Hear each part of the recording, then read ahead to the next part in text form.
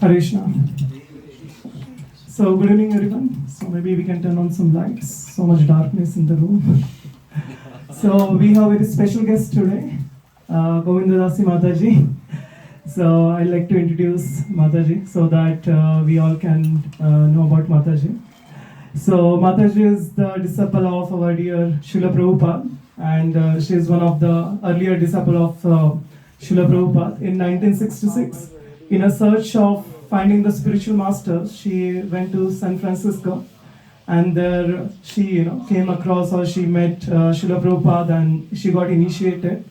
And later on, then Srila Prabhupada gave her service to her and her husband to go to Hawaii, the beautiful island, and open a temple. So, and also Prabhupada came there and lived there with the Mataji and Prabhu. And also, like in Hawaii, Prabhupada also wrote many of his purports. So it's very auspicious or very holy place for us. People go for like beaches and everything at Hawaii, but Hawaii is a different place for the devotees. And then Mataji has been preaching all over the world. So you might have seen last year also Mataji joined our Rath Yatra, and also the 25 years of the installation of Jagannath. So that day also she joined the festival. And Mataji has written so many books for children and for the elders. And today we have a very beautiful book by the Mataji. So I would like to show that. The book name is A Place of a Sandalwood and the Roses. So written by Mataji. So we have a couple of books with us. So it's a great opportunity to grab a book for you and get autograph from Mataji. So today Mataji will share lot of memories of Prabhupada and a lot of her realization over the years. So let us welcome Mataji by loudly chanting Hare Krishna, Krishna Krishna, Hare Hare, Hare Rama, Rama Rama, Hare Hare. Some of you just moving the mouth, but there is no sound. So more louder. Hare Krishna, Krishna Krishna, Hare Hare. Hare Rama, Rama, Hare Hare. Now sound is there, but it is not loud. One more time. Hare Krishna, Krishna Krishna, Hare Hare. Hare Rama, Rama, Hare Hare. Thank you so much, Mataji, for coming to ISKCON Berlin.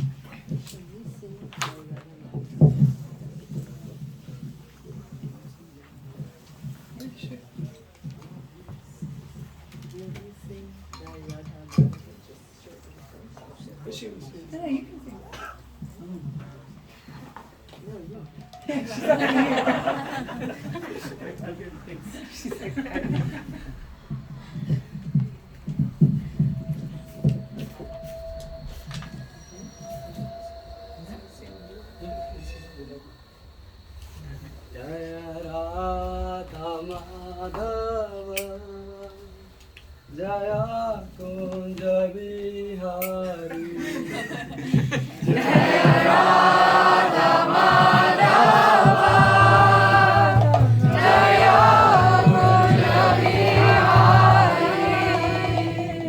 Jaya Radha Madhava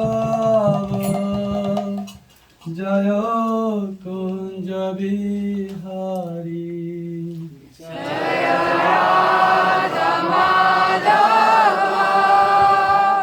Jaya Kunja Bihari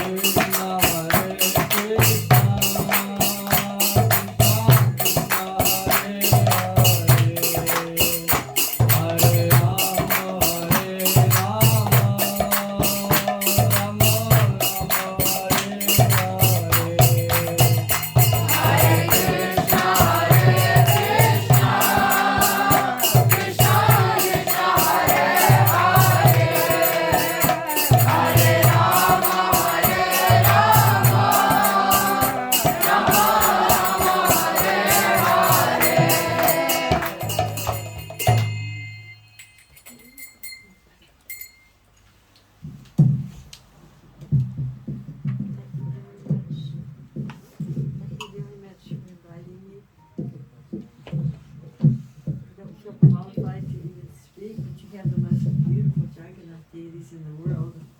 Maybe the ones in Puri are the only ones who are beautiful. They're so beautiful.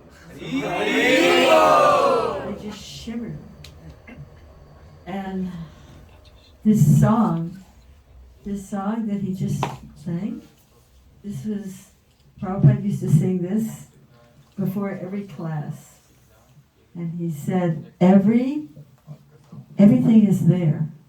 It's actually a picture of Vrindavan. It's a whole mood of Vrindavan.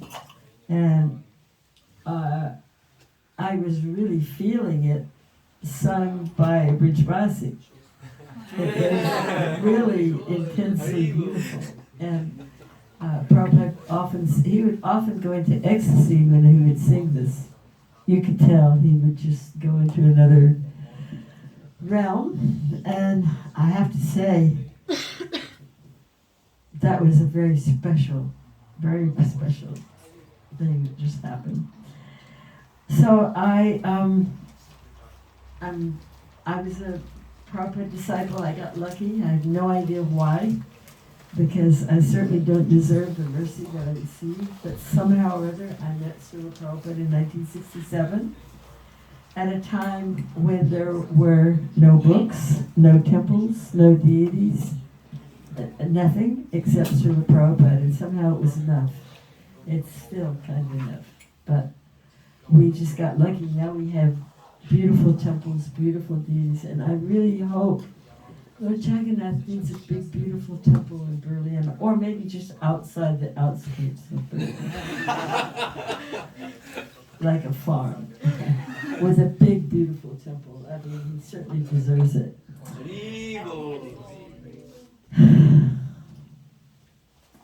So I don't know my audience, but to see there's a lot of nice Indian students or tech guys here. So I'm really humbled because you know more than I do, much more. But I got lucky. I just got to be around Prabhupada when I was young. So the first time we met Srila Prabhupada,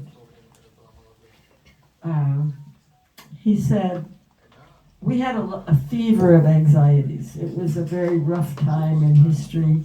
There was the Vietnam War, and everyone was scared of being drafted into it. My husband, or fiance, was living in fear of being drafted into this political war. We've always got political wars going on. And Prabhupada often said these wars are a result of animal killing. Every 10 years, your young men have to be killed because you're killing animals. And this is a big problem in the West. And so Srila Prabhupada listened to our fever of anxieties. I was in anxiety about a lot of things. But my future husband, Gaur-Sundar, was draftable age, meaning he had left college and so he could be drafted. So we gave him all of these, we told him how we hadn't found, we were seniors in college, by the way, we weren't hippies. And that's a propaganda, everybody wasn't a hippie. So he told him all of our anxieties, and he sat there and listened very patiently. He asked a few questions. He asked what we were studying in college, and we were studying art and literature and so forth. And he asked us, he asked me, because I had traveled to Europe already. I had traveled quite a bit, even though I was only 20. He was surprised, and I looked also very young then. He said, "You're so young, you've traveled so much?" And I said, "Yes. But none of it has made me happy." And that's the problem that we all face in the material world, wandering here and there from country to country or birth to birth, but none of it makes us happy. Maybe for a little while, and then it gets old. I had already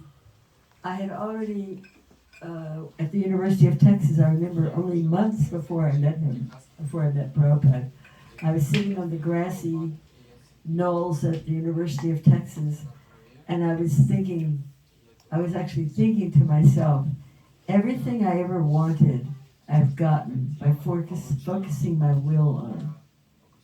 Whatever car, whatever boyfriend, whatever college, whatever, you name it. But none of it ever made me happy. And I remember sitting there asking myself, what would actually make me happy?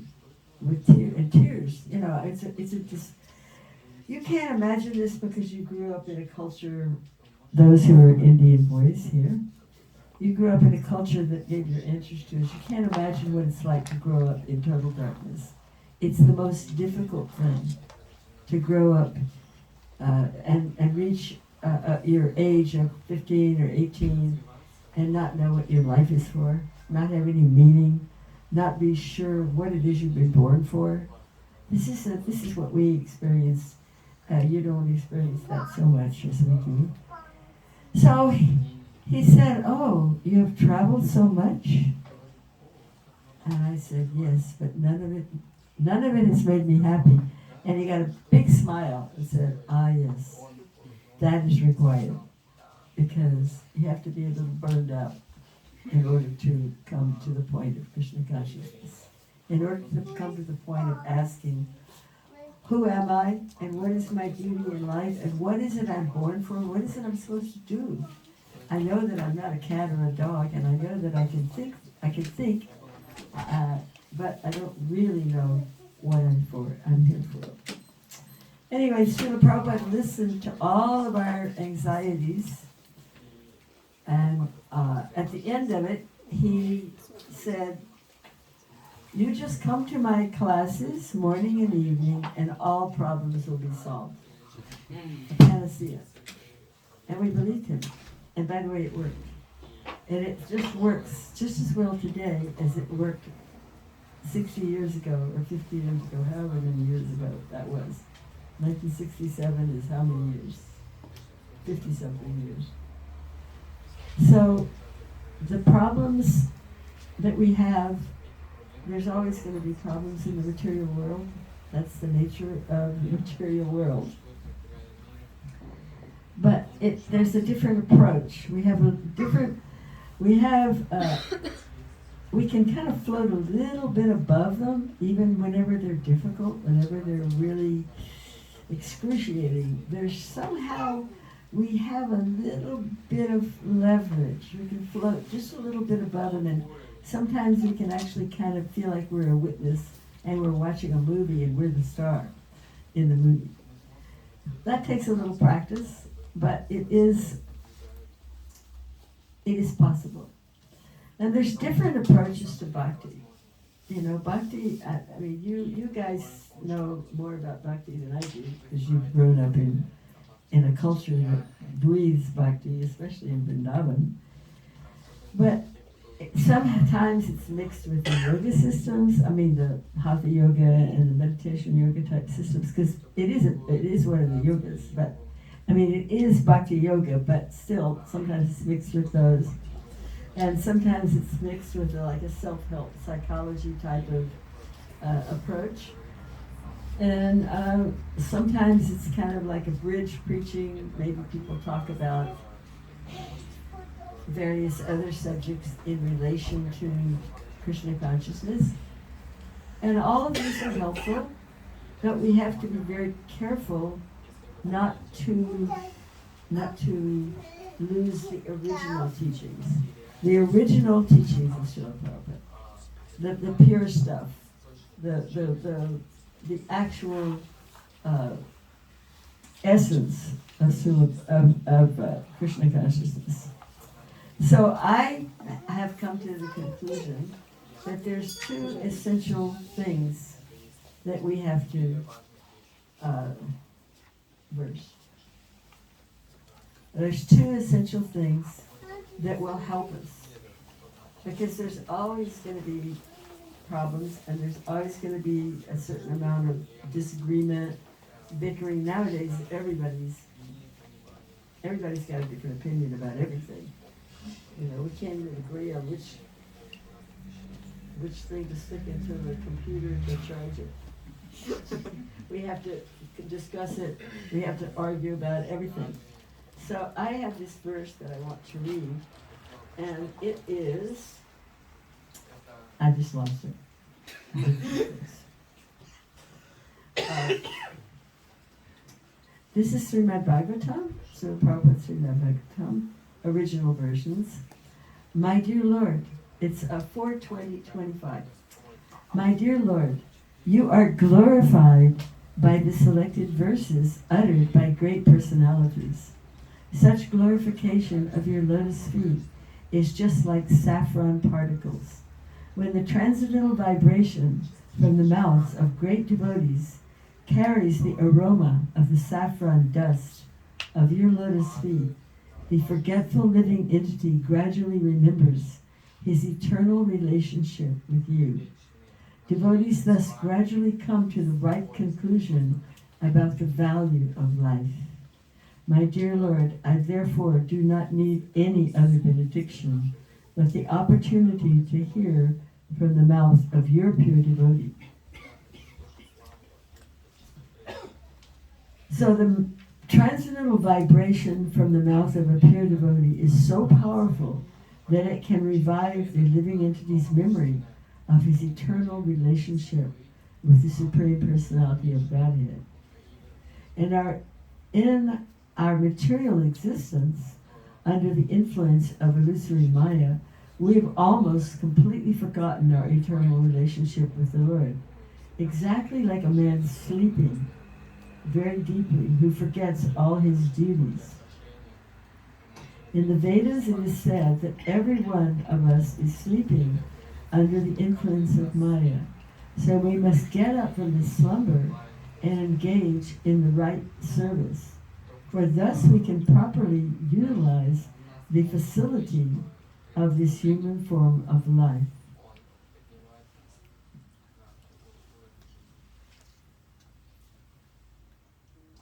Although when a pure devotee speaks, the articulation of his voice may resemble the sound of this material sky, the voice is spiritually very powerful because it touches the particles of saffron dust on the lotus feet of the Lord.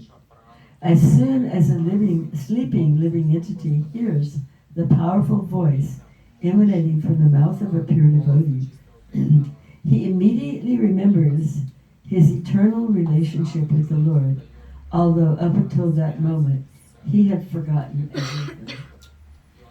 So, the reason I'm reading this verse is because we need to understand that Srila Prabhupada's voice is strewn with the lotus dust from the lotus feet of the Lord, the saffron dust from the lotus. And that's why when we hear him sing, we hear his bhajans, we hear his speech, his lectures, it penetrates our heart and we can make very quick advancement in spiritual life. But I mean, it says it right here, it wakes you right up. So what I want to point out is, and the reason I'm bringing this up is because I discovered last year when I took a trip to a Sadhu Sangha festival in America, it was a 5-hour drive, and the somewhat young man, not very young, but younger devotee, who drove me, I asked, can we hear Prabhupada lecture, Prabhupada Kirtan? He had dozens of Kirtan tapes. He had dozens of lectures. He did not have one single tape of Srila Prabhupada. And he's been a devotee many years. And I realized that people don't understand that not all kirtans are created equal. Not all voice is created equal. And so I decided that I need to bring this point up so that people do understand it. And devotees, you have to understand, when I came in 1967, we had no books. We didn't even have a Gita. Prabhupada had a Gita that he spoke from, but every other verse he would say, this guy's a rascal and this is not correct. I mean, why bother to read it then?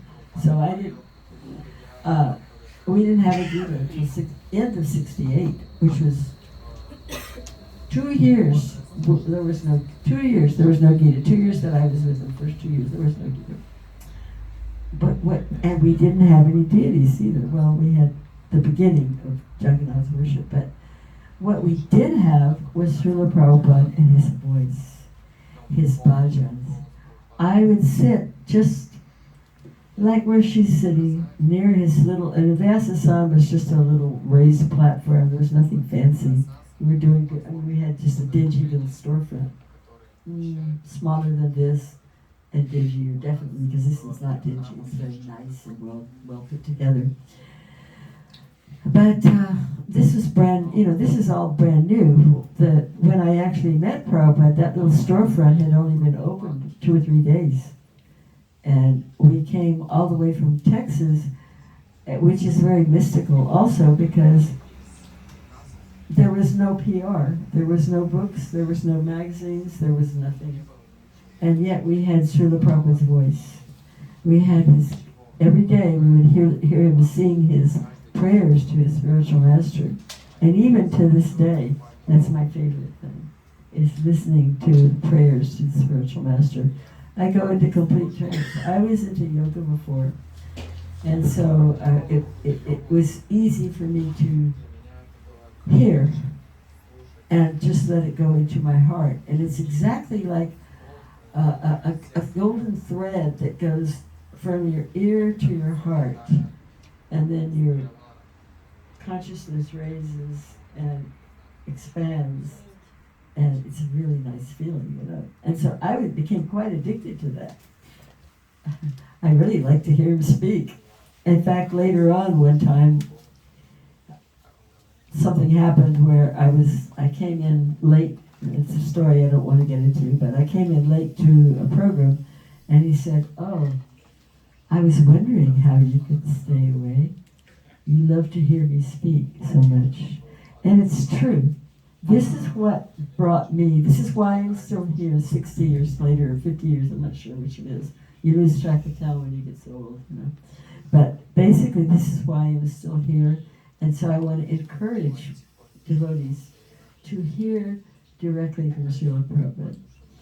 And the second point is, and this is something that really has dawned on me in the last year or so, is we need to hear about Srila Prabhupada. We need to hear how he dealt with his disciples, how he dealt with dignitaries, how he dealt with anybody, everybody. He's such a gentleman, such a very kind, loving, polite, and humble, very humble also. We have many people now, because many Prabhupada disciples are leaving or have left. Many of my most beloved godbrothers and godsisters, especially the godbrothers, they've gone because the girls usually live a little longer. But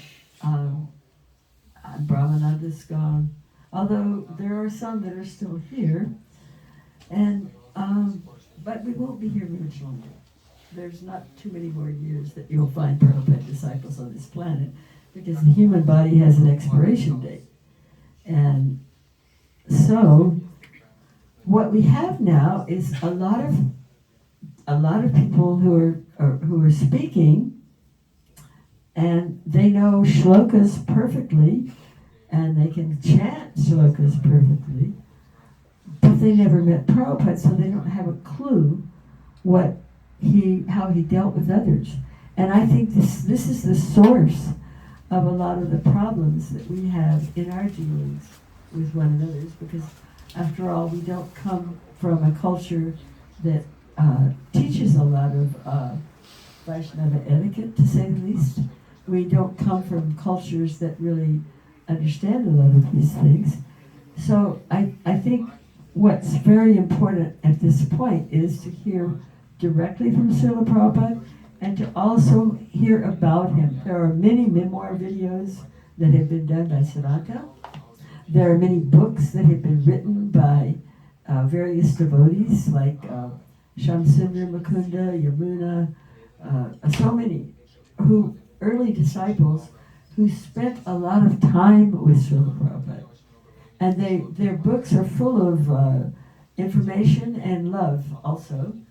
And so this, I think, is something that would really be a great addition to everyone's bhakti, to everyone's understanding of how Prabhupada dealt with others, so we can get an idea how to deal with others, because we don't always have a clear picture of that. And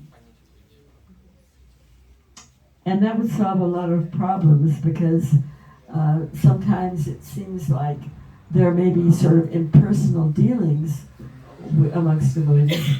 I don't see this so much true with the Indian set, but I see this a lot with Westerners, because we don't really come from a warm, loving, we don't all come from a culture that supports that. Some do, perhaps. But I think this is something that will help, because our movement has such bad PR so far as the way that the children have been treated and the way the women are treated. And that would be a great addition. There is a book that I've written a little book, as you know. This little book is about Prabhupada. My sparrow contribution. Sparrow means little bird, right? It's my contribution. It's called A Place of Sandalwood and Roses, and it's kind of an entry-level book. It talks about my search for truth as a Westerner, as growing up in Western culture, and growing up in a chaotic time in the 60s. And it talks about how I was searching for truth, like, why am I born? Like, well, who am I? What's it all about? And I was very discouraged, because at that time, there weren't yoga studios on every corner. At that time, there was very little information. Now you have so much more. Well, you have so much more because Prabhupada came and brought so much more. But at that time, there was very little. And it's, I'll read the back of it, because that way you can probably get a better idea what the book is about than if I try to tell you. How do we get to that place of sandalwood and roses where eternity, wisdom, and bliss prevail? Enter that sacred place within the memoirs of a young seeker lost in a world gone mad. Navigating through the cultural chaos of late 1960s America, her restless search for the why leads her to the practice of yoga meditation. I was very much into yoga meditation, my own self-side. I didn't have a teacher yet. In fact, my little book, I had one little book that said, when the chela is ready, the guru will appear. So I was trying to make myself ready so that guru would appear. And by the way, he did. So then, one day, she picks up a magazine in a metaphysical bookshop and reads an intriguing description of a Swami who has come from India to teach the ultimate spiritual path of Bhakti Yoga. Witness firsthand her ecstatic joy as she discovers the transcendental world of her beloved Guru, Srila Prabhupada, is Divine Grace A.C. Bhaktivedanta Swami Prabhupada, and how through loving service to him, a destiny beyond her wildest dreams is revealed. So this little book, somehow or other, this is me taking dictation while Prabhupada is talking about some transcendental Vaikuntha world with an ecstatic expression on his face. And I brought this to you to hope that some of you will be interested in having this book and reading it. It's kind of entry level. A lot of questions are answered. And this is another book that's very interesting. This book I didn't write. It's actually compiled by one of my god sisters. And this book is available on Amazon. It is very nice because it's a bond of love, Srila Prabhupada and his daughters. And many stories of over 150 small essays from different devotees who have been devotees for many, many years. And one of the reasons that I was so impressed by this book is because I had a really lot of association with Srila Prabhupada. But a lot of my god sisters saw him one time maybe. Or maybe they didn't, maybe they got a letter in the mail with her beads. And yet what impressed me most was that 50 years later, they're still serving and they have developed a relationship of service and separation. And it's possible for them, it means it's possible for you too. And that is why I thought this book is so worthwhile, because you can understand that it's possible to develop an ongoing relationship of loving service with Srila Prabhupada. It's a spiritual relationship. It's reciprocal. And because I don't want to get into too complex philosophy, because I don't know if there are new people here or not, but we basically believe that the Lord is in our heart, along with, we believe that we're soul, and the Lord is also in our heart as well. And because the pure devotee, like Srila Prabhupada, is present with Krishna all the time, he can also be in touch with us because he's with Krishna and Krishna's in our heart. Now I hope that's not too complicated a concept. You guys got that pretty easily. The Indians, right? But for Westerners, we're a little thick, you know. So it is possible. It's sort of like it's not omnipresent and it's not omniscient, but God is omniscient, right? And God is omnipresent, right? God is in our heart. He's inside and outside, everywhere. So a pure devotee like Srila Prabhupada is in touch with the omniscient, with the omnipresent at all times. And that way, he can actually know if we are in touch with him. He can help us. We can actually turn to him and ask for help. There are many instances of this. Many. I mean, I could go on all night talking about this one particular thing, but that's not what I planned to talk about. But sometimes you don't know what you're going to talk about. It just kind of happens. But basically, this is one of the things that I felt should be shared so that devotees understand they can ask for help, Srila Prabhupada. And he will be able to guide them because he's always in touch with Krishna, and Krishna is always in touch with us because he's in our heart. Got it? That concept? I know I'm not very good at this explaining things. So I think probably, I don't know how much time I actually have. You can go on. 15-20 minutes. But I wanted to see, I don't know, I know a few of you, but not many. I know Baba Sindhu, I know a few people here, but not that many. I know the cake bakers from yesterday. I met the cake bakers when they came in the kitchen and baked a cake for the Shivaji. It was a mysterious event. We had no idea what was going on. They told us afterwards, oh, we're going to a party. And they decorated it so carefully with the blueberries. Yeah. But I don't know that many others, and so I thought maybe you might ask questions, what you want to hear about. I mean, I don't know. I'm trying to cover basic things, and one of the other things I think is sadhu sangha. It's very important to develop friendships with devotees because those can sustain you through the rough times that invariably come in life. But what is it you want to know about? Does anyone have any questions? Well, we got some right now. What do you do? Take the thing over there, or do you have another one, or how do you work it? We'll circulate.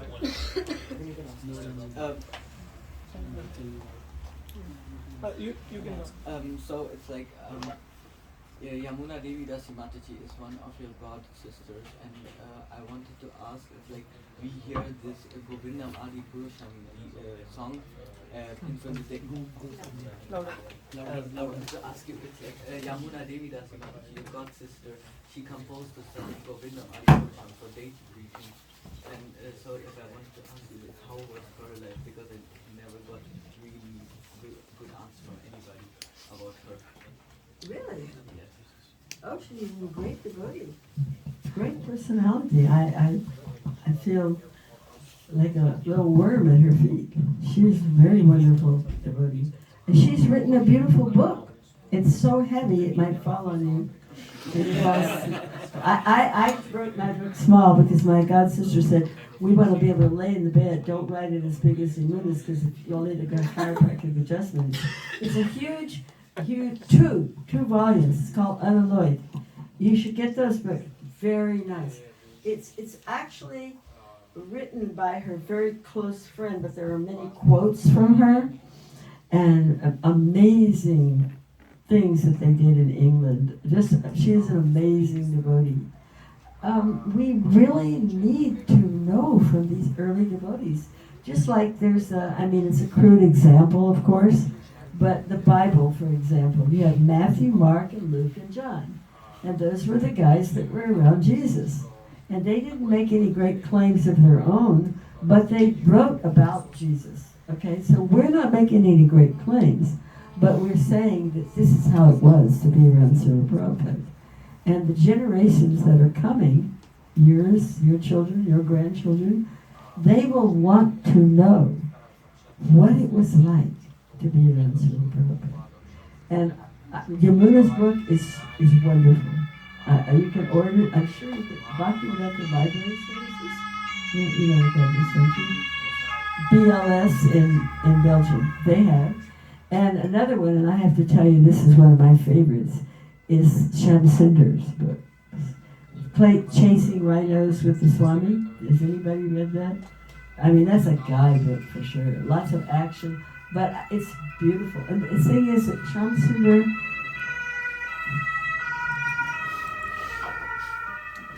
and the sounds of the material world. Ambulances and police cars. Oh, well, this is where we are right now. Anyway, so the Shyam Sundar's books are wonderful. He traveled with Prabhupada for about 3 years. And he was his secretary, and everybody had a different relationship with Srila Prabhupada. I had a more I was very mothering and protective, but also very on reverence, But Shyam Sundar they had a relationship like pirates or something. They would do wild things, very wild things. Like I remember there's one story he told me about how there was some kind, I don't remember, there was a break in the road or a wide, impossible to get across place. So Prabhupada had him back the car up and then really hit it hard. And he said it was impossible. They literally flew over it. So these are the kind of events with Shyam Sundar. And of course, he talks about how George Harrison donated the money because Shyam Sundar and I did a program in LA about, 10 years or something ago. And the theme of it was the mystical side of Srila Prabhupada, which, see, I was most attracted and most attached to that because I was so much into mystic yoga before.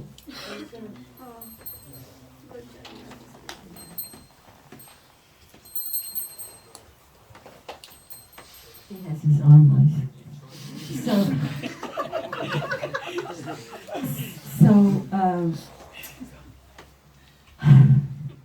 Shyam Sundar talks about how Prabhupada wanted to print a Krishna book. Now you have to understand how poor we were, how incredibly poor we were. And so he wanted about $19,000 to print a Krishna book.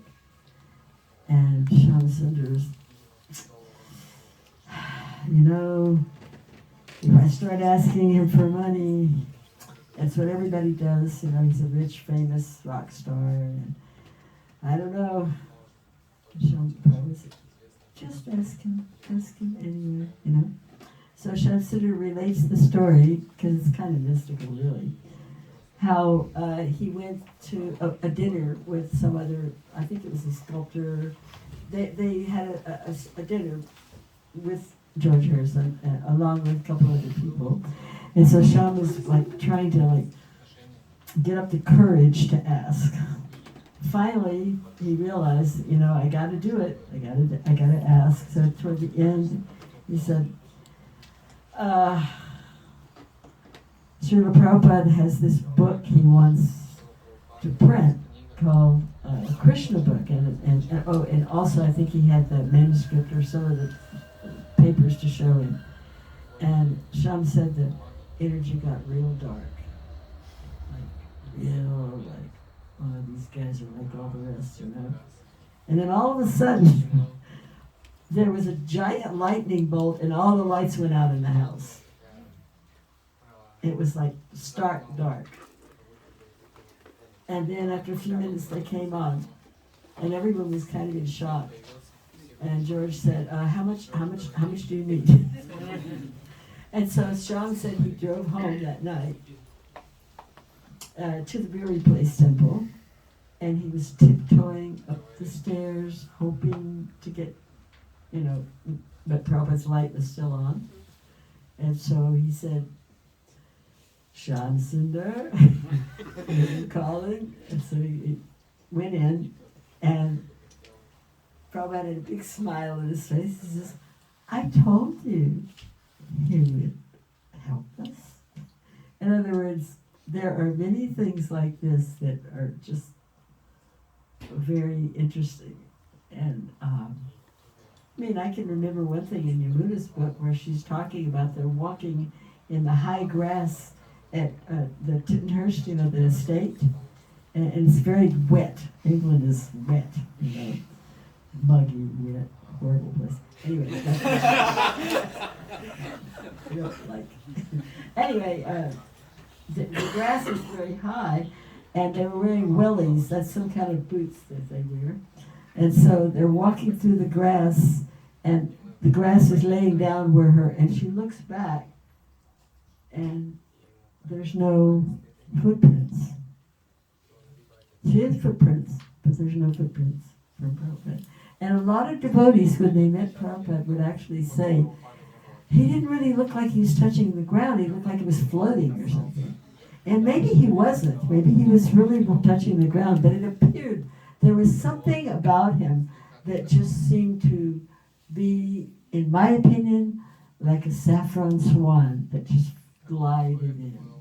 And then glided to the next universe, and maybe the next one, and we got to have a chance to witness this Leela. And I really believe it is Leela. I had this happen to me, and it's one of the reasons I realized I had to write a book, is because many years ago I was in Vrindavan at Srila Prabhupada's rooms in Radha Damodar Temple. That's where he says, "I live eternally." And I was there visiting, and sitting down chanting, and the Pujari came in and with a plate of fruit and asked me to offer it. And there was just like a little, one of those little, what do you call them? I don't know, there's a name for them. It's like a little flat thing with legs, little short legs. And so he asked me to offer the prasadam, and there's just a picture. It's very simple. It's not a fancy place in the Radha. Anyway, he asked me to offer the prasadam, and so I sat there chanting with the little kartals, singing just for a few minutes, and a strange thing happened. I was just chanting, and I started seeing in my mind's eye Prabhupada landing in airports, walking on the beach, just like a movie started happening. but I wasn't doing it. It was happening, but I wasn't creating it. I wasn't thinking it. It was just happening. And it was like him speaking in classes, walking here, walking there, landing in airports, kirtans, just, it was quite blissful, actually. And I just was chanting and watching this movie in my mind. And I realized it's a Leela. It really is like a Leela. And therefore it should be shared. It should be shared with others. And that's why I decided that I had to write about this, my little portion of it. I mean, we all had, just like a giant movie, we all maybe saw this much, and you saw that much, and so forth. So that people can understand that this Leela is eternal. It's not over. It's still going on. You can tap into it, just like Krishna Leela. Krishna Leela is still going on. In Vrindavan, people know this. We may not be able to see it. We just hear the honking and all the hustle and bustle. But some people are able to tap into that Leela. And I think that what we've been given is the opportunity to tap in to this Leela of Srila Prabhupada. And by doing so, we actually get purified. We actually get attracted to Krishna. We actually get attracted to the holy name, to Lord Chaitanya. Because he's the magnet. Srila Prabhupada is the magnet drawing us.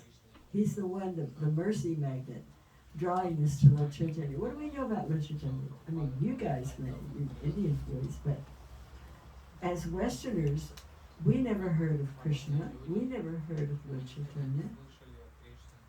If my husband, he passed away, he wrote a book many years ago, and on the back of it he said, anyone who knows anything about Krishna must have heard it from Srila Prabhupada. Well, that applies to the West, it really does. Because there was no one else at that time. Now there may be people coming, now that may be true, because there are many teachers who have heard it from him. But at that time, there weren't. So I think this Leela is really important. And there's so many things, like he introduced the Tulsi plants, the worship of the Tulsi plants. In every temple in the world, people are walking around, circumambulating in the morning. And every morning in every temple in the world, Yamuna's voice, Govindam prayers rings out. I mean, he's created what's so still shocking to me is, because I was around when none of this existed, all this didn't exist.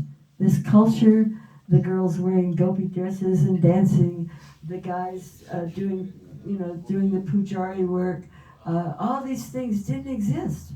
None of this stuff existed 60 years ago. I grew up in America. I can tell you it did not exist. I don't think it existed in Germany either. No, it didn't. But it's all happened. And what's so amazing is Srila Prabhupada has actually created a whole international culture. It's all over the world. You can go to Mexico and you'll see the same thing. You can go to South America, you go to a temple there, you'll see the same thing. You go to Russia, you go, all this, maybe they're slightly different. I mean, they prefer noodles in China, and they prefer spaghetti in Italy. I mean, but it's prasadam. It's still prasadam, it just happens to be a different type, And I think in Germany they like bread with lots of butter.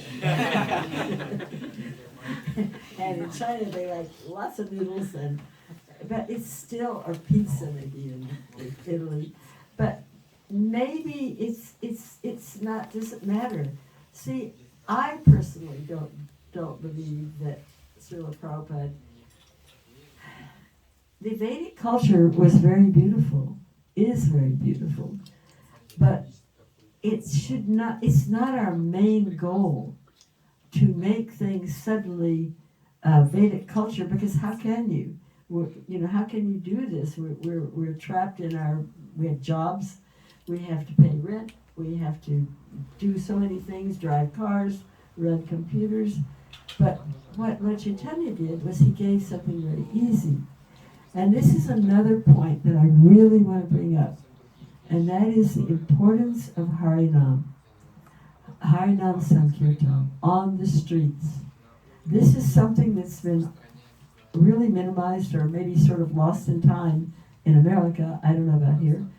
But now they have a lot of nice retreats where you go to the Marriott, 3 days, you pay $500.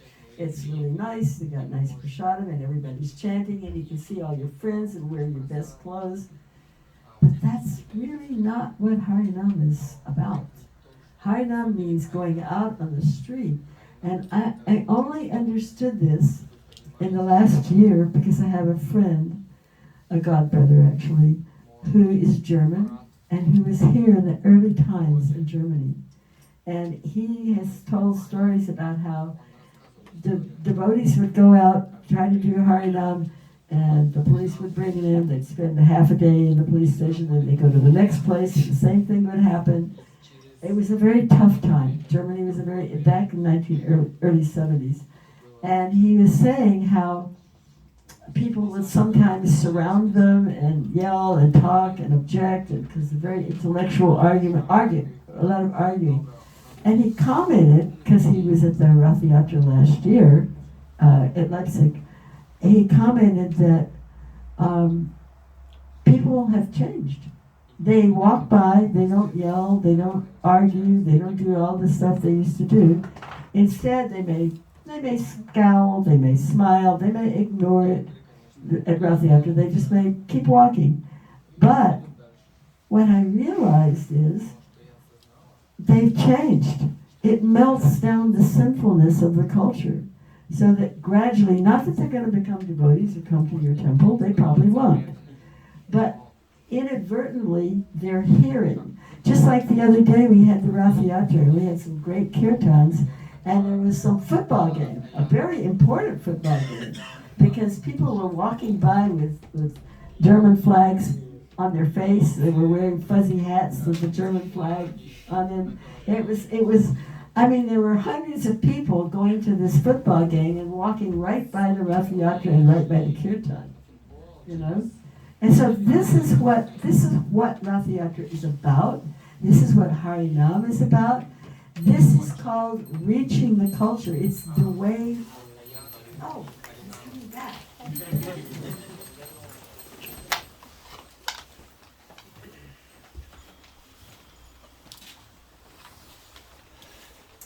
And all those football fans got to see Lord Jagannath, which was a real blessing for all of them. So, I just kept talking and I didn't ask for any more questions, and I really should, because I may just be talking about things that don't interest you.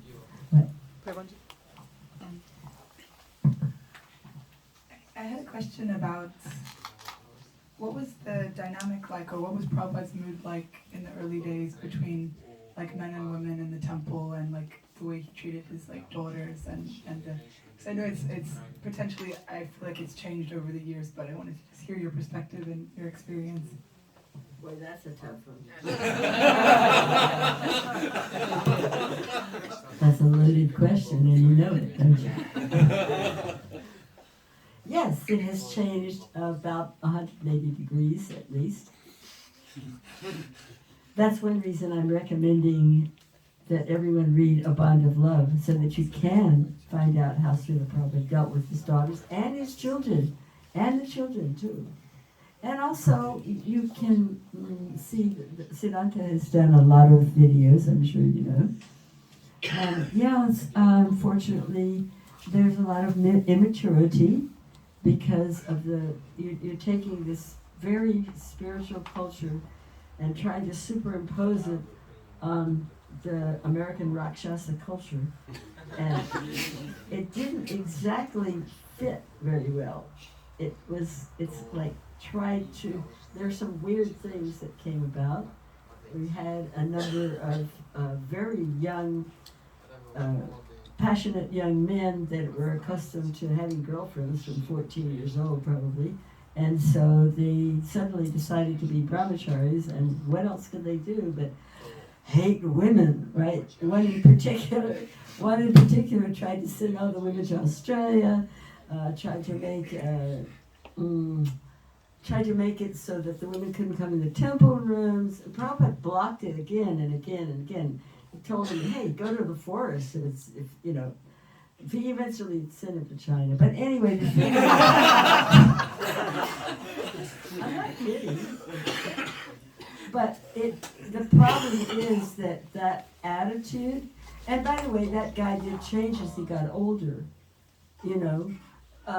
but the attitudes that grew up at that time, unfortunately, have colored our movement in such a way that Yamuna even said once, no intelligent woman would ever join ISKCON.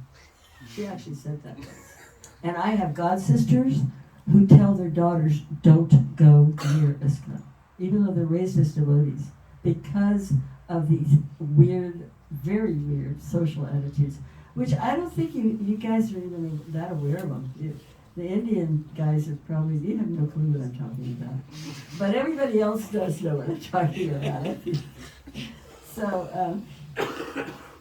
anyway, yeah, it's changed a lot, but it's also a work in progress,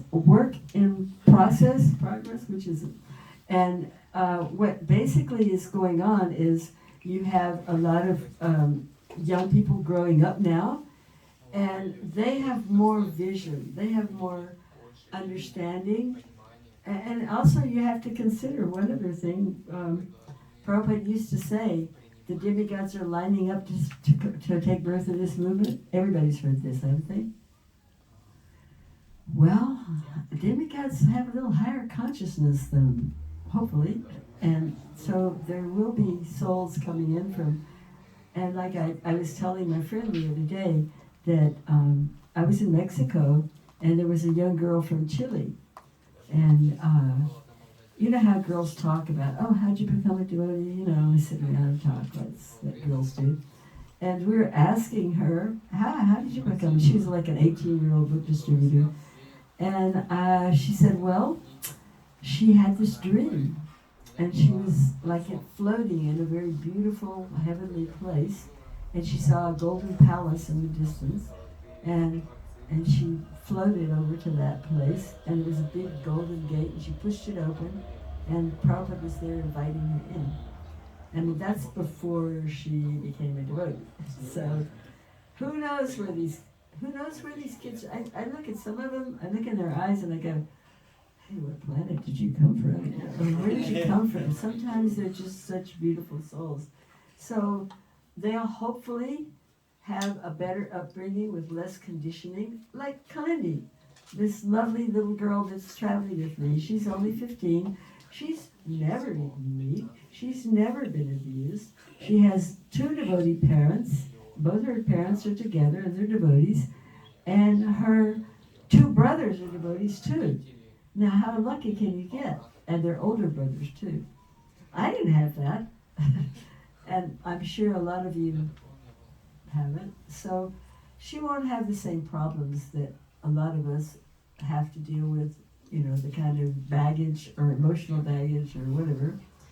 So I consider, I'm a spiritual optimist. I think it's getting better.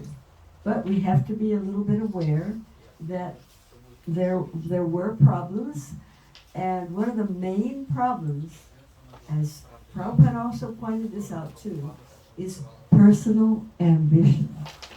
You can have personal ambition for the job that you're doing, or if you're a teacher, or a basketball player, or a cricket star, you can have personal ambition. But you can't have personal ambition in bhakti. Bhakti and personal ambition are diametrically opposed. And what you had was a lot of young people, especially the young men, who've been raised with the concept of personal ambition. How do you get rid of it? You can't. And so what, they could, they were young, they were in their 20s, and, hot-blooded American ambition, you gotta get out there, and you gotta be successful, and all this stuff. And this is incompatible with bhakti. It's okay for your profession. You want to be the best doctor? Yeah, that's fine. You want to be the best lawyer? That's a different area. But if you want to be a devotee of Krishna, personal ambition is the opposite of Krishna consciousness. Krishna consciousness is total surrender to the will of Krishna in her heart. Not that I'm going to do this so that I can become a big, important sannyasi and have lots of disciples and lots of money and lots of power. That ain't it. That's not bhakti. It's just not. It's the opposite. So these are things that we're learning. It's a work in progress. Did that answer your question? As tactfully as I could, without stepping on toes. Okay, there's two guys back there. I don't know if I'll be able to hear you from up here. Mike.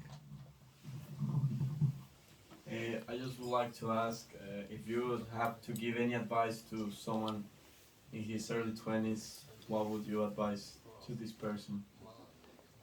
If I would have to give advice to someone in their 20s? Early 20s, yeah. I'm in my early 20s.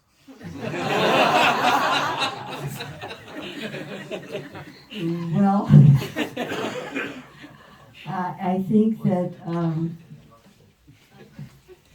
I think Prabhupada has given a pretty complete advice for anybody in their 20s, 30s, 40s, 50s, or 60s. You know, you have to understand what about Krishna consciousness by reading, by studying, by chanting, do some austerity. Of course, you know that we follow the basic rules of no non-vegetarian food and so forth, right? And no, avoid drugs and all that stuff. So you know about that, the 4 rules and stuff. I mean, that's the kind of basic stuff. So I think that the advice that I would give would be the same advice Srila Prabhupada gives. Who am I? I'm nobody. Srila Prabhupada has given us all of this. So I would recommend that you actually take up a very serious study. Listen to his tape. You speak English, right? You understand English well? Right, you're German. Well, some people just speak German in Hindi or something. So, so that would be a really good place to start. There are so many. There's this wonderful CDs of Srila Prabhupada, DVDs, whatever. Those little round things that you stick in, whatever they're called. Called Following Srila Prabhupada. And they're really nice because you can, and you can see them online too. You can see him landing at airports. You can see him dealing with others. And there's also memories as well. There's different tracks, there's people talking who were there at the time, like when he was in France. Yadavar and Vishaka, my godbrother and godsister, have done wonderful things in the way of preserving these memories. And they're for you, so take advantage of them. They're for all of you. They're for all of you that didn't get a chance to meet Prabhupada because you weren't born then.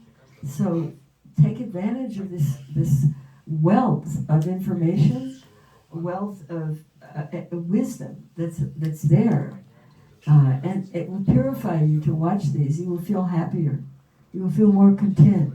You'll have a better idea of what your life is for. Because that's what you're asking, is what is my life for? Okay? Thank you very much.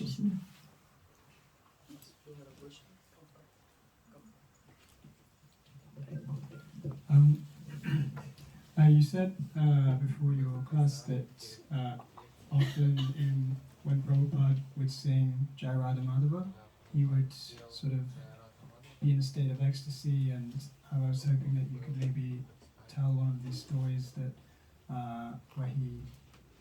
where he seemed like he was like in this state of ecstasy and sort of in touch directly with the spiritual realm. Yeah, definitely. You're asking if Srila Prabhupada was completely, definitely in touch with the spiritual world? No, I was hoping you could, like, maybe if you could tell a story of one of these occasions where you remembered it, or where you saw how where you saw him directly, like in this state. Oh, I said a lot of that. I would have to spend here all night here telling you. But I can tell you that when I first was a devotee, in fact, I described this in my book. Okay, here's another plug for my book now. I was very shy, and I wanted to know about this Lord Chaitanya falling in the water. He had told this story in the past, but I wanted to hear it for some reason. And Prabhupada liked it if you were supposed to ask a question about the context of the lecture that he just gave. You shouldn't ask for something that's unrelated. So because of this, I was shy anyway. But finally, I got up the courage to ask about, this may not be on the subject, and I'd like to hear about the Lord Chaitanya falling in the water. And what happened was that he started to answer it, and it is described in here, and actually was recorded. There are very few things recorded in 1967, but we got lucky on that one. And so we were able to take verbatim in my book on that one. And Srila Prabhupada went into ecstasy. And I didn't understand because I was so new. I just know that everything got really quiet, and I felt like, I did something wrong. I was like, for me, it felt like an hour. It was just a few minutes. And he had a tear running down his cheek. And then after the class, some of the devotees said, "Did you see? Prabhupada had tears." And I didn't understand at that time. I was really new. But what I surmised was, this is my own speculation, that here he was in this foreign country with literally, it was the hippie world in San Francisco, very animalistic, hedonistic surroundings, and yet somebody asked about Lord Chaitanya, and it somehow made him very happy. That's just what I surmised. But there were many times that he one time he did, and he said, "Oh, but I don't do that very often, though." Like, he was shy about it. Yeah, he was shy about it. He did not display his bhav. He did not display. But because I was his secretary for over a year, because not because I was anything special about me, it's just there wasn't anybody else. And so, therefore, I got lucky and got the job. There was